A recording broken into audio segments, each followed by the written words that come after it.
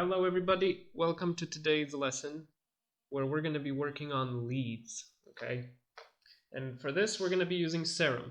We're going to basically try to create the craziest sounding lead that's super interesting with nice things happening inside, and hopefully you'll be able to do similar, okay?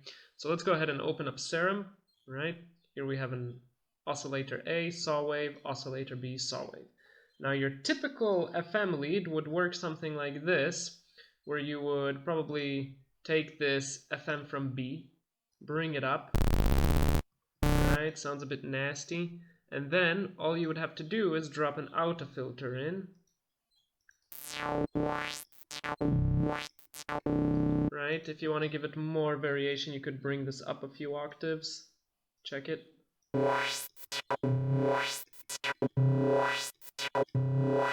Right? So then you would probably proceed to put an arpeggiator in or something like this and record.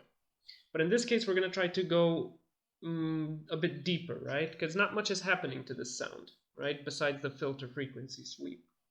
So let's go ahead and just create a bunch of crazy modulations, right? Just drop this here, put this here, go into your matrix, take the chaos 1, send it to oscillator A, maybe octave, send chaos 2 to oscillator B octave. Let's bring these up. Let's maybe send an LFO 5 to control chaos 1 rate, LFO 6 to control chaos 2 rate. Cool. Let's not press the button yet. Let's go ahead and select some crazy wave also, you know. Maybe this one. Here, maybe. Let's just... yeah, this will take too long. Let's just select another crazy wave. Maybe this one. Cool.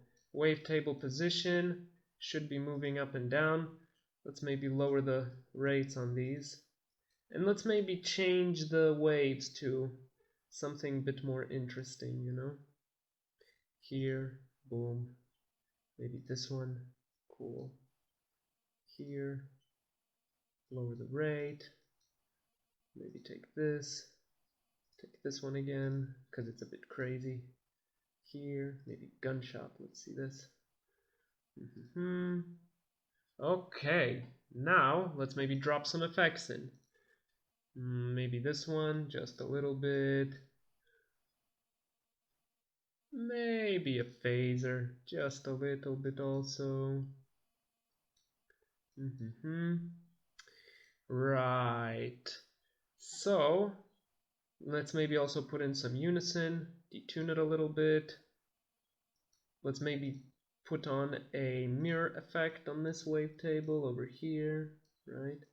And now we can a bit dial back a few of these modulators, right? Just a little bit. Okay, so notice what happens when I play the sound.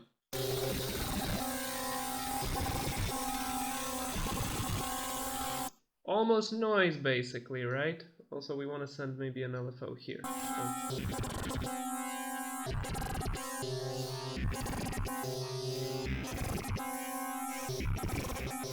Nice sound, kind of interesting. And if you want to bring it more in the lead direction, just drop in a bandpass filter. It's that simple. And all you gotta do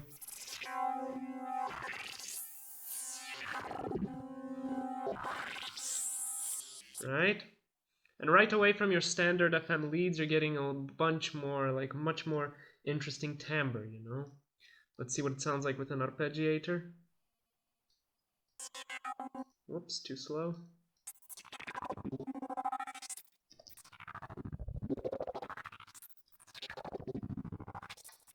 Without.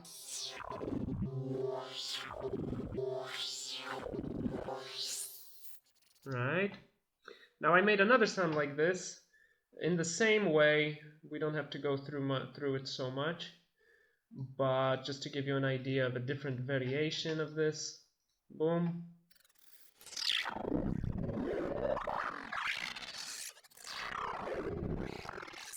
Right, arpeggiator.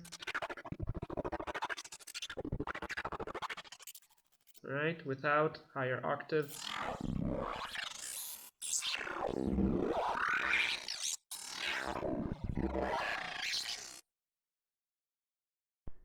So here I have another SERUM where I created a sound in pretty much the same way. Did a bunch of routings here, some randomly set modulations, you know, to get this kind of sound.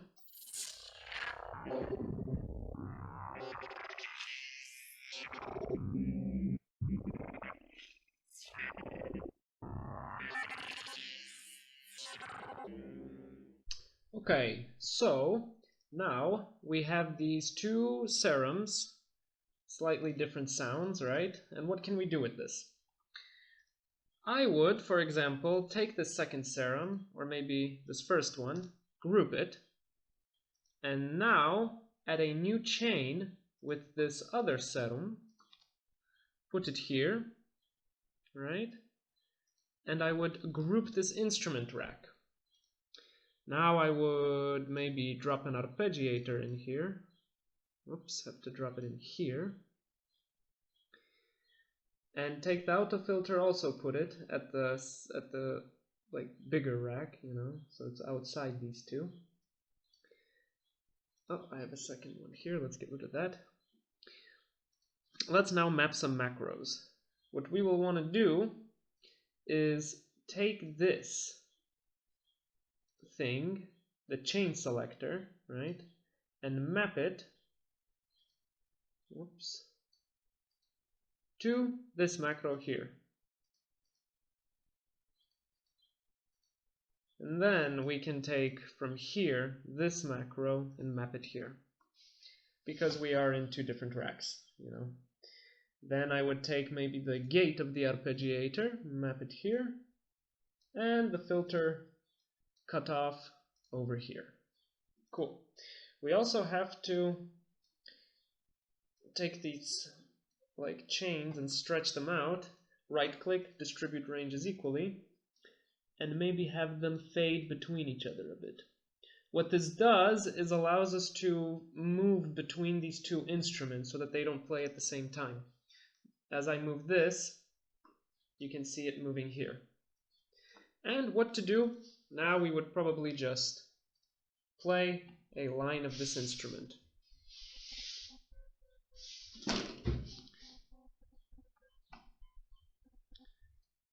So now we would probably just play around with this instrument a bit.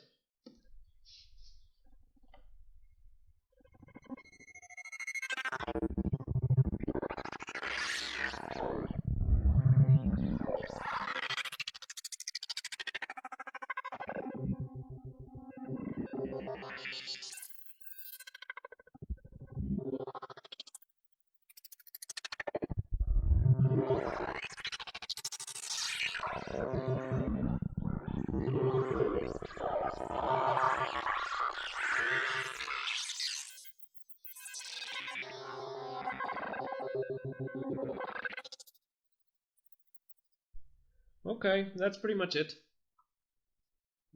Hope this was useful, hope you enjoyed, and I hope to see you next time.